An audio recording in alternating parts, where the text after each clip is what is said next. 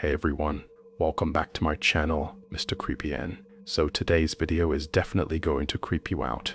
In this video, we're getting into 4 true stories from real people who looked out their window at night and saw something that should not have been there. Before we begin, let me know in the comments where you're watching from and what time it is for you right now. If you enjoy this kind of content, make sure to like the video and subscribe. It really does help the channel more than you know. Alright, let's get into tonight's stories.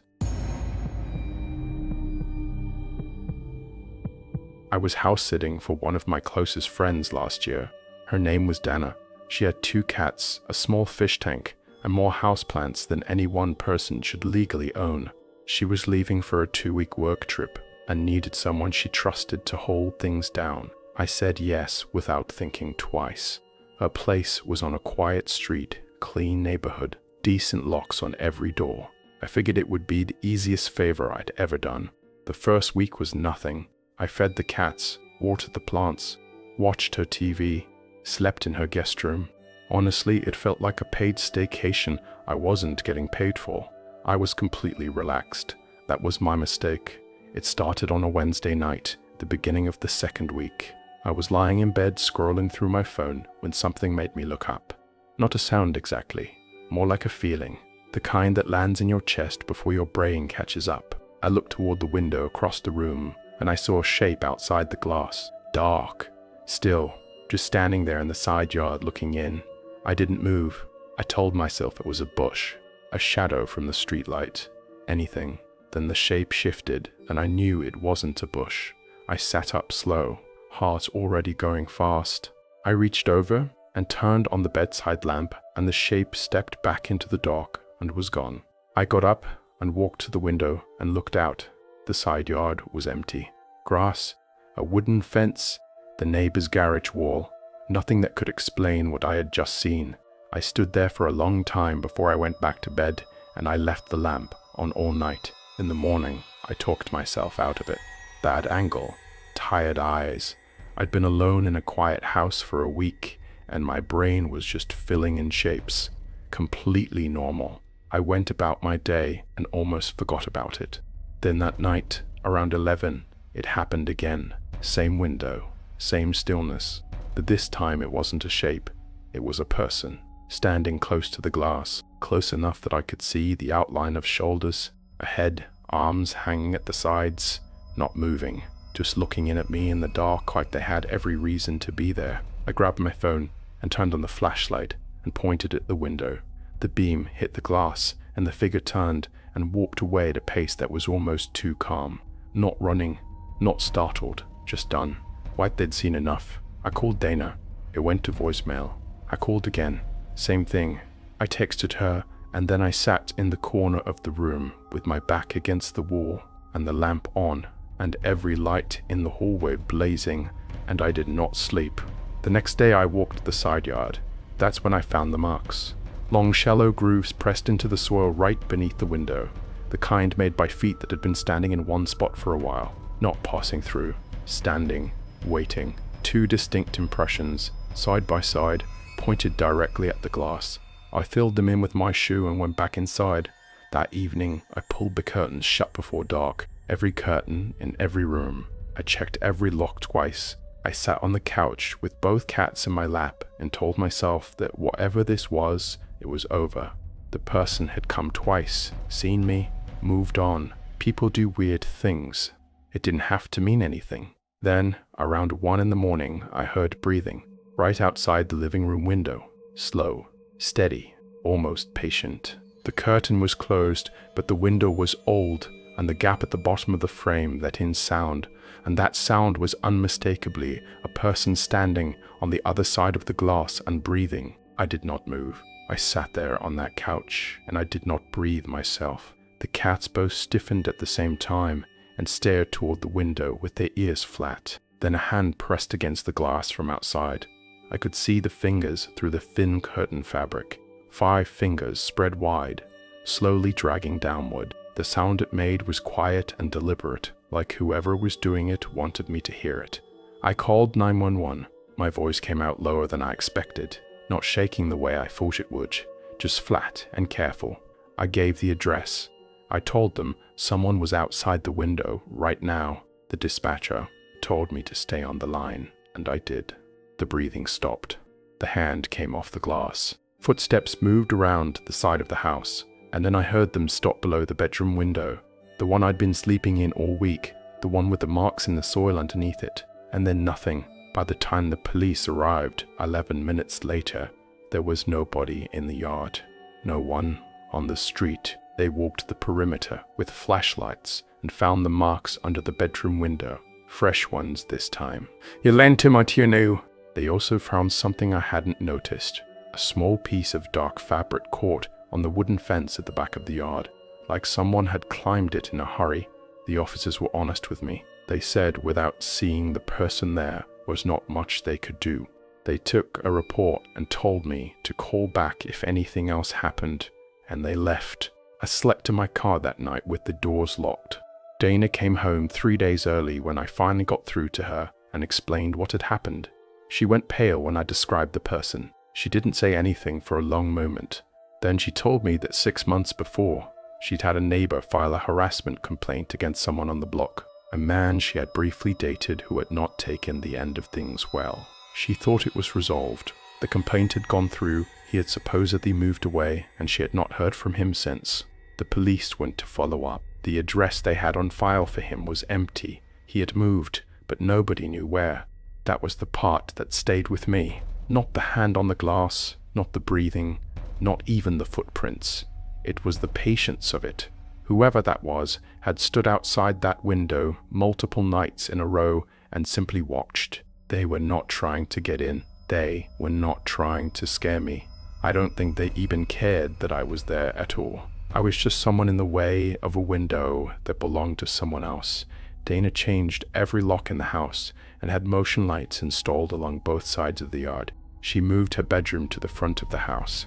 He has not come back, as far as anyone knows, but some nights I still find myself checking the curtains before I turn off the lights, not because I think he knows where I live, just because I know now that someone standing in the dark outside your window does not always want anything from you.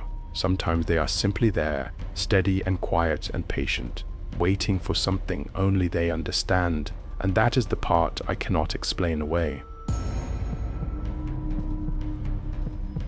I've worked plenty of boring nights, but nothing ever prepares you for the one that isn't. It was a Wednesday, or maybe Thursday, the kind of late hour where time stops meaning anything and the whole world outside your walls goes completely still. My roommate Daniel had left for his cousin's wedding 3 days earlier. He'd be back Sunday.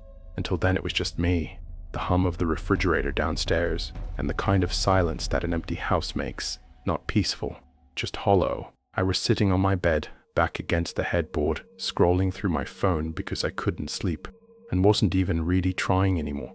The window beside my desk was cracked open, about 2 inches. I always kept it that way.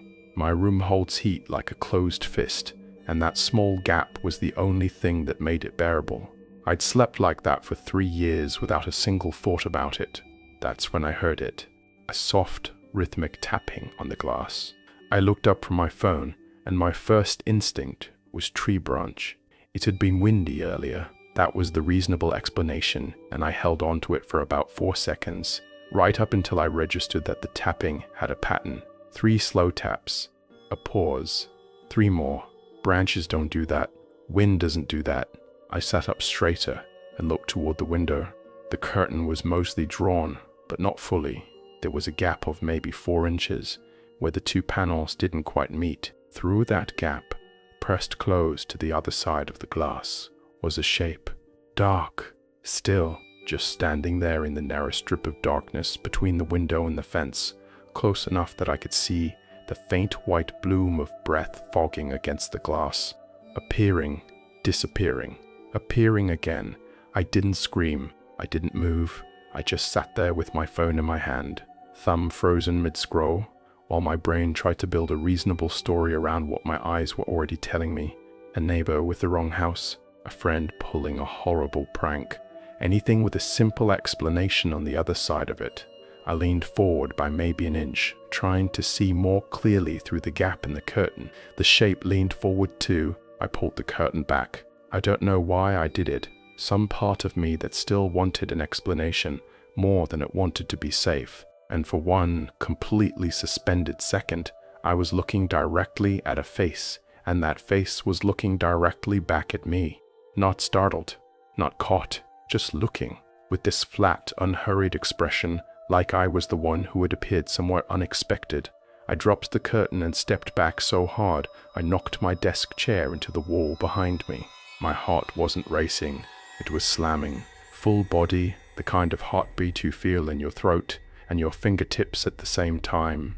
I stood in the middle of my room and I listened. Footsteps, slow and even, moving along the side of the house. Not running, not even hurrying, just walking like someone finishing a lap they'd already planned to finish, completely unbothered by the fact that I'd seen them, that I'd reacted, that the light in my room was on, and I was clearly awake and aware. The footsteps reached the corner of the house, and then I heard nothing. I counted to 60 in my head, then another 60. Silence. I almost talked myself down. Almost. I was already rehearsing the story in my head, the one where I overreacted, where it was nothing, where I'd laugh about it when Daniel got back. I was reaching for that version of the night with both hands. Then the tapping moved to the back window. Same rhythm, same pace. 3 taps, a pause. 3 more, like a greeting, like a check-in, like whoever was out there was just letting me know they hadn't left, they'd just relocated. I want you to understand what that specific moment does to a person, because it isn't the loud kind of fear. It doesn't make you yell or run. It does something quieter. It takes every ordinary, comfortable detail of your home, the layout you know by memory, the windows you've never once thought about, the back door with the lock that sticks slightly and takes 2 tries, and it reframes all of it. In about 3 seconds, your home stops being a place you control and becomes a place someone else has been studying. I called the police from inside my bathroom because it was the only room with no windows. I kept my voice low without even consciously deciding to. The dispatcher was calm and professional and told me to stay where I was and keep the door locked. I sat on the edge of the bathtub with the light off, and every single sound in that house felt enormous. They arrived in about 11 minutes, walked the perimeter with flashlights, checked the yard, tried the gate on the fence. Nothing. No one. The officer who came to the door was kind about it, asked whether I had any neighbors who might have been confused about the property line, asked whether I'd been sleeping well lately. I told him exactly what I saw. He wrote it down carefully, and I could tell he believed maybe 60% of it. I didn't blame him. I wanted to believe less than 60% of it myself. I locked every window, drew every curtain completely closed, checked the back door twice. I didn't sleep. In the morning I went outside to look at the back window in daylight. There were marks on the glass, not smearing from rain, not debris from the wind. They were deliberate, slow, careful lines drawn through the grime on the outside of the pane, like someone had traced a shape with one finger while standing close enough that their sleeve was probably brushing the siding. The shape didn't mean anything I could identify, but the care it took to make it did. I stood on that back porch for a long time, coffee going cold in my hand, just staring at it. I took pictures. I sent them to Daniel. He called me immediately and didn't say much, which was somehow worse than if he'd tried to explain it away. He came home a day early. We've since put motion sensor lights along both sides of the house. The back door lock got replaced. The window beside my desk stays closed now regardless of the heat, and I've stopped thinking of that 2-inch gap as something harmless and small. Funny how fast something you never noticed becomes something you can't stop thinking about. But the detail I keep returning to, the one that sits with me in the specific way that bad things do, isn't the face in the window. It isn't even the tapping. It's the footsteps after I dropped the curtain. The fact that they didn't run. The fact that being seen didn't change anything about how they moved or how much time they were willing to take. That kind of patience doesn't come from impulse. It comes from somewhere much more deliberate than that. And sometimes, lying in the dark in a house that now has better locks and brighter lights and a roommate who came home early, I still wonder what exactly they were measuring through that glass, what they were waiting to see, before they decided the night was finished. I haven't figured that part out yet, and I'm not entirely sure I want to. I consider myself lucky for a living. That's genuinely how I've always described it. Not rich, not famous, not especially talented, but lucky. Lucky enough to stumble into a trade that suits me. Lucky enough to inherit a good business from a good man. And lucky enough to have spent the better part of a decade doing something I actually enjoy. That luck almost ran out in the woods near Marble Mountain in 2015. Let me give you some context first. Last year in California alone, more than 12,000 log cabins were listed for sale.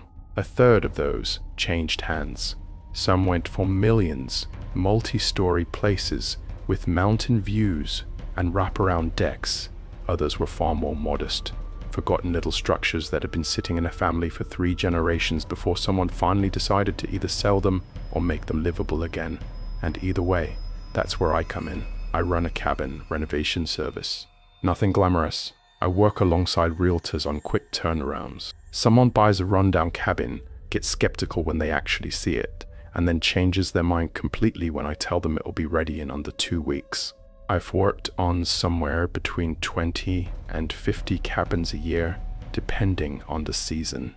I clean them out, fix what's broken, and then spend a night or 2 there to make sure everything functions the way it should before I sign off. I fell into it after the crash in 2008. Took it over completely when my old boss retired in 2013 and have no one to pass it to.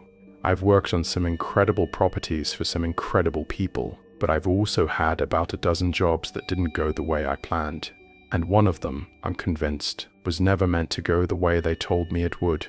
The call came in the spring of 2015. A man said he'd just bought a cabin up near Marble Mountain, way out in the woods, 5 miles down a dirt road that my GPS pretended didn't exist. He told me the place had been vacant for almost 5 years. Cobwebs, bird nests, the kind of settled-in neglect that knocks a price down significantly. He'd gotten a good deal because of it. His realtor had given him my number, and he wanted the place cleaned up and livable. Nothing unusual there. That's exactly the kind of job I was built for. He wanted to meet in person first, which was fine. Maybe 1 in 10 clients were old-timers who needed to look you in the eye before they handed over money, and I respected that. We agreed on a roadside diner off the highway, and when he walked in, the first thing I noticed was the baseball cap and the sunglasses, oversized ones, the kind that wrap around slightly and cover more of the face than necessary. Now, this is Northern California. A ball cap and shades on a man over 30 is practically the regional dress code, so I didn't think much of it right there in the moment. What did register immediately, and I mean right there in the handshake, was the way he held on. We shook hands and I tried to pull mine back. Normal thing to do. The shake was finished, but he held it, gently but firmly, for another 4 or 5 seconds. Not shaking anymore, just holding. His eyes fixed on mine from behind those wide lenses. Then he released it and said something about being able to tell a lot about a man from his handshake. He said it pleasantly, like a compliment. I laughed it off and we sat down. Over coffee, he laid out the job. Half the money up front, other half plus expenses on completion. Standard. But when I told him to transfer the first payment within 48 hours, he told me he preferred to pay in cash. Right there, right then. I hadn't taken a cash payment in years. Nobody walks around with thousands of dollars in their pocket just waiting for an opportunity to hand it over. But he didn't even blink. He excused himself, walked out to his car, came back with an envelope, and counted out hundreds right there on the table between our coffee cups like it was the most natural thing in the world. I remember sitting there thinking, this guy is either very rich, very strange, or something I don't have a word for yet. But his money was real, and the job was legitimate on paper, so I pocketed it, drove home, and headed out to the cabin the next morning. The drive out there took longer than it should have. 5 miles of unpaved road with the kind of ruts that make your feelings hurt. And I took 2 wrong turns before I found it. But when I did, I understood why someone would want it. The cabin itself wasn't nearly as bad as advertised. The bones were good, solid timber, reasonable layout. The real issue was just 5 years of nature deciding to move in. Bird nests in the eaves, cobwebs thick enough to have weight, the kind of grime that accumulates when no one is watching. I got to work immediately, cleared the junk, stacked the furniture, swept every floor, scrubbed every surface. 6 hours of solid work brought it close to livable, but not all the way there. I'd need another full day, so I did what I always did on overnight jobs. I climbed into the cab of my truck, reclined the seat, and was asleep within minutes. Deer wandered past sometime around midnight. A coyote made some noise before dawn. Standard wilderness soundtrack. I slept right through it. The second day finished the job. I replaced the mattress and sheets cleaned out. The stove chopped up a rotting armchair for firewood. Got the stove running properly boiled water for noodles, took a bottled water shower, and laid down on that fresh mattress with the honest satisfaction of a man who'd done good work. The cabin smelled like clean wood and wood smoke. The silence outside was the good kind, total and undisturbed. I woke up a few hours later needing to use the bathroom, which out there meant going outside. I pulled on my boots over bare feet, stood up, and took one step across the wooden floor. That's when I heard it, a voice outside the cabin, brief and sharp, the exact pitch and urgency of someone who had just realized with a jolt that the person inside was awake. I didn't hesitate. I grabbed my pump-action shotgun. I carried it on every job for bears and got my money's worth in peace of mind, racked a shell loud and deliberate. That heavy chunk sound carrying clean through the cabin walls into the night air outside. I figured whoever it was would bolt at that. Most people do. Instead, I heard a voice outside say, in a low and urgent whisper, "Hurry up." I went out. I was running on pure adrenaline, and I came out yelling, telling them they were dead if they didn't move, scanning the dark tree line ahead of me, and then I saw it, a tiny spark in the darkness, maybe 40 feet away, small and orange. Then it flew in an arc toward the cabin wall, then the corner of the cabin, the corner where the bed was. The corner where I'd been sleeping 20 minutes earlier went up in a wall of fire. 2 figures were running. I saw them lit up against the rush of the flames, both with their backs to me, disappearing fast into the trees. I didn't shoot. I didn't chase them. My mind, strange as it sounds, went straight to all the work I'd just put in. I sprinted to the truck, grabbed the fire extinguisher, and put the fire out in a couple of minutes, which told me something important. They'd been interrupted before they finished. The accelerant hadn't been spread across the whole wall the way they'd intended. The moment they'd heard me moving inside, they panicked and sparked early. I stood there in the dark with an empty extinguisher at my feet and a shotgun in my hands, and I circled that cabin until daylight, not patrolling for show, genuinely unable to stop moving, wired in a way that had nothing to do with courage and everything to do with the fact that my body refused to stand still. When the sun came up, I walked the tree line looking for any sign of a camp or a trail. Found nothing. I'm no tracker, but I did find something else on my final loop of the cabin. Trail cameras, 5 of them, strapped to branches, new enough that the plastic still had a slight shine, positioned at even intervals completely surrounding the cabin. Night vision capable. By 2015, nearly all of them were. I stood there looking at the 5th one and felt something shift in my chest. These weren't here to record animals. The angles were all wrong for that. Every single one of them was pointed at the cabin, not at the approach paths, not at the road, at the cabin. I called the client at 7:30 to tell him what had happened. "We're sorry. You have reached a number that has been disconnected and is no longer in service." I stood outside that cabin in the early morning light and let the pieces line up in my head one by one. A man in a ball cap and oversized glasses paid me in untraceable cash, gave me a disconnected phone number, and sent me alone to an isolated cabin 5 miles down a dirt road where 2 men showed up in the middle of the night and kept going when they heard someone was inside, not hesitating, not running, hurrying up. The cameras weren't there to protect the cabin. They were there to record it burning down. Insurance fraud was my first instinct, and I held on to it for about 30 seconds before the other thought arrived and wouldn't leave. Insurance fraud doesn't require anyone to be inside. Insurance fraud doesn't prompt someone to say, "Hurry up," when they hear a person awake. Insurance fraud does not need a witness. It needs the opposite. They weren't trying to burn the cabin down. They were trying to burn me inside it The first night they must have come up, found me sleeping in my truck rather than inside, and retreated to try again the next night when I'd moved indoors. I've asked myself the same questions for 10 years now. What connection existed between the man in the diner and the men in the trees that night? Whether I was picked out specifically or whether I was just the most convenient available body. Whether the criteria was professional or personal or purely logistical. And then I think about the handshake. The extra 4 seconds he held on after it was finished. The way he watched me from behind those glasses. The fact that after whatever it was he was measuring in that extended grip, he invited me inside for coffee and decided I was the right man for the job. That phrase still bothers me in ways I can't fully explain, because there are two very different jobs embedded in it, the one he paid me to do, and the one I think he actually had in mind. I don't know which one he hired me for. I've been trying to settle that question for a decade. I'm not sure I'll ever close it. I've always been better at starting things than finishing them. New jobs, new routines, new versions of a life I hadn't quite figured out yet. That summer, I was 22, between semesters, and I'd landed on house sitting as my latest experiment, signing up on a couple of apps, letting strangers trust me with their homes while they were away. It was easy money, and sometimes the houses were genuinely nice. Big kitchens, guest rooms that felt like hotels. I'd water a few plants, feed a cat, watch cable on a flat screen I didn't own. That's what I thought this job was going to be.